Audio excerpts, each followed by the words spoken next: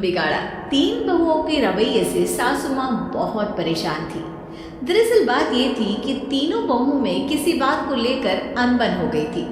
तब से ही तीनों एक दूसरे से मुंह फुलाए रहती थी। ना कोई सीधे मुंह किसी से बात करती, ना किसी का कहना मानती। पड़ोसी भी इस बात को जानते थे और जाने कैसे कैसे बातें भी करते। इसीलिए सासू माँ ने तीनों बहुओं को तुरंत अपने कमरे में बुलाया। मैं कई दिनों से देख रही हूँ, तुम तीनों अलग अलग सारे काम कर रही हो।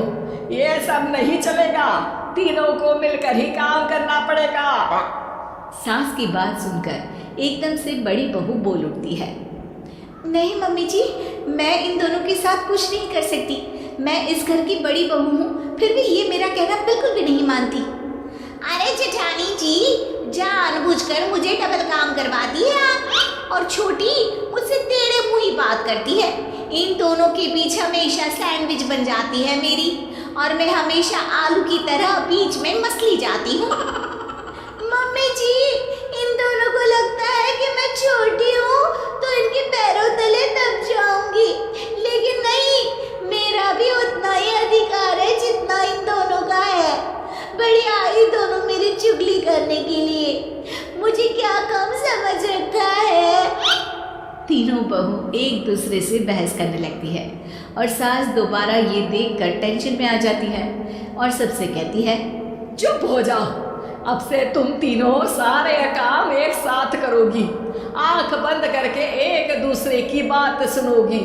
तुम तीनों इस बात को गांठ बांध लो, वरना अगली छुट्टियों में तुम्हारा अपना मायके जाना कैंसिल। सास की बातें सुनकर डर के मारे तीनों हामी भर देती हैं। जी मम्मी जी, मैं समझ गई। हाँ मम्मी जी, जैसा आप कहें। आप जो कहेंगे मैं वही करूंगी। तीनों बहू सास की बात को गांठ बांध लेती है और वादा करती है कि अब से सारे काम वो तीनों एक साथ मिलकर ही करेंगी। ये सब देखकर सास खुश हो जाती है और वहाँ से चली जाती है। नीचे जाकर वो देखती है कि घर में शर्मा जी आए हुए होते हैं। सास जोर से आवाज लगाकर कहती है, अरे बहू, जरा चाय बनाकर तो लाना, शर्मा जी आए हैं। सास की बात सुनकर तीनों बहू तुरंत किचन की ओर भागती है और चाय बनाना शुरू कर देती है। मुझे तो एकदम मसाले वाली कड़क चाय पसंद है, तो हम शर्मा जी के लिए मसाले वाली चाय ही बनाएंगे। अरे नहीं दीदी, गर्मी के मौसम में मसाला चाय कौन पीता है? मैं तो शर्मा जी के लिए इलायची वाली चाय ही बनाऊंगी। ये कैसी बात कर रही हैं आप दोनों? मेरी मम्मी ने सिखाया है कि मेहमान को ज्यादा दूध और शक्कर वाली चाय देनी चाहिए, वरना वो घर वालों को कंजूस समझते हैं। तो मैं तो शर्मा जी को ऐसे ही चाय दूंगी। तीनों बहुएं अपने अपने तरीके से चाय में शक्कर, मसाला, पत्ती सब डाल देती है।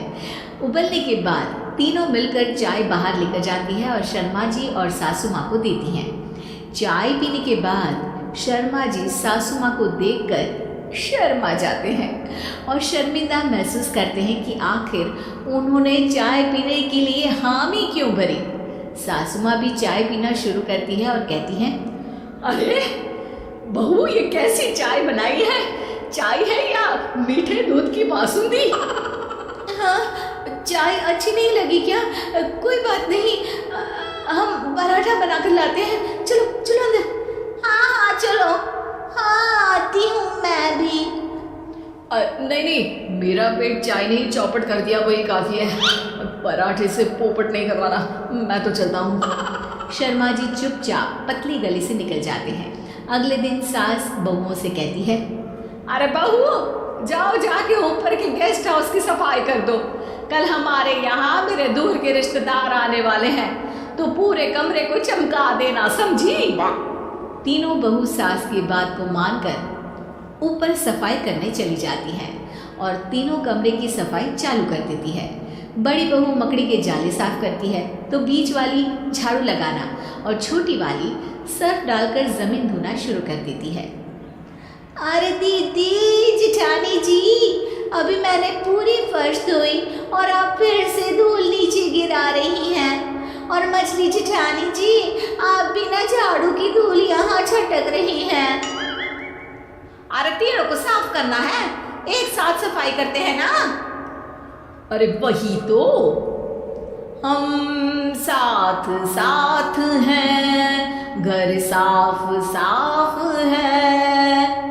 तीनों बहू ऐसे ही काम में उलझ जाती है और 2 घंटे तक एक ही कमरे की सफाई करती रहती है। बहुत देर से अपनी बहुओं को ना देखने के कारण सास ऊपर कमरे में उन्हें देखने जाती है, लेकिन कमरे में घुसते ही वो गीली फर्श पर फिसलने के कारण नीचे गिर जाती है। ओरी मोरी मैया, हड्डी मरोड़ के रख दी, आए मेरी तो कमर ही टूट गई रे। तीनों बहुएं सास को उठाती हैं और बिस्तर पर सुला देती है। अरे मेरे हाथ पैर दर्द कर रहे हैं, दबा दो आराम मिलेगा। हाँ जी माँ जी। अरे जी माँ जी, जी माँ जी। और तीनों बहुएं एक साथ सास के हाथ को दबाना शुरू कर देती है।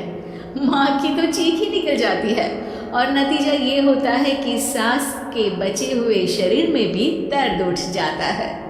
हाय राम, ये क्या कर दिया तुम तीनों ने।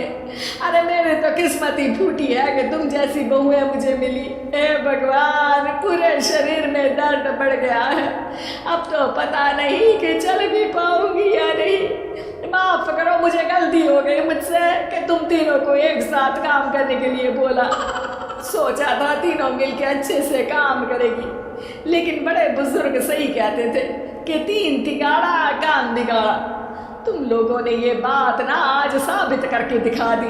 तुम तीनों को तो समझाना यानी मानो भैंस के आगे बीन बजाना है। तुम्हें अकेले अकेले काम करना है ना, तो अब से तुम अकेले ही अपना अपना काम करो।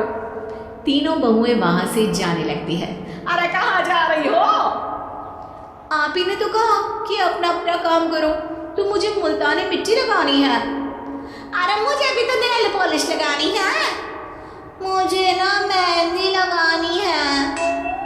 सास अपना सर पीट लेती है और कहती है, अरे मुझे भी लगाना है कुछ।